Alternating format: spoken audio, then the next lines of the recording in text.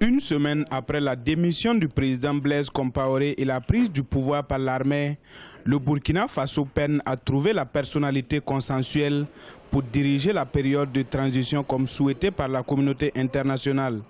Ce mercredi, 3 chefs d'État de la CEDEAO étaient à Ouagadougou pour rencontrer la classe politique, la société civile, les autorités coutumières et religieuses pour définir un plan de sortie de crise. À l'issue de ces consultations, les chefs d'État et de gouvernement ont pris note des opinions exprimées par toutes les parties prenantes qui ont marqué leur accord sur la nécessité de, premièrement, la levée immédiate de la suspension de la Constitution permettant au Conseil constitutionnel de déclarer la vacance du pouvoir et annoncer les processus de la mise en place d'un gouvernement de transition.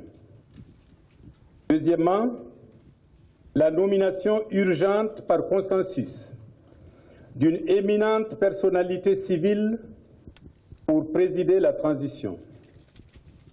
Troisièmement, la formation d'un gouvernement de transition pour une période d'1 an. D'après la médiation conduite par les responsables de la CEDEAO, la poursuite des consultations entre les acteurs politiques et la société civile burkinabé est nécessaire pour une transition qui suivra les normes constitutionnelles.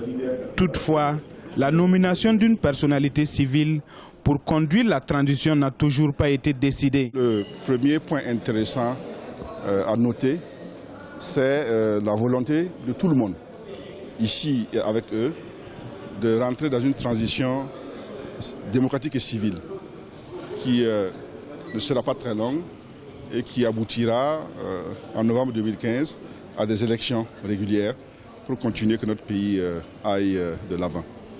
Nous avons aussi été sensibles vraiment à leur compréhension de la situation du pays. Chaque pays a sa particularité et ils ont bien compris, ces chefs d'État, que ce qui s'était passé ici, c'était une insurrection populaire, un soulèvement populaire qu'on ne peut pas traiter comme un vulgaire coup d'État. Lors de cette séance de médiation, l'arrivée d'une délégation de l'ancienne majorité présidentielle a entraîné un arrêt des négociations.